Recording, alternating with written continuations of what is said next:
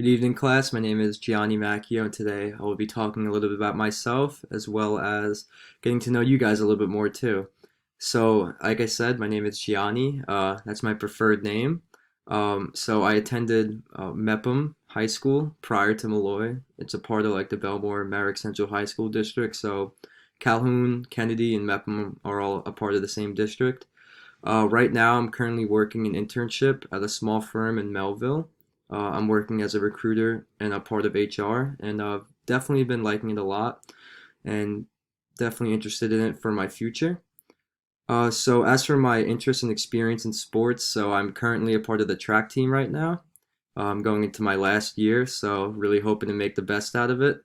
And for a fun fact about myself, I guess I hold the school record in the 60-meter dash. I guess that's a fun fact about myself. So hopefully I can get to know you guys a little bit more as well. So thanks for listening.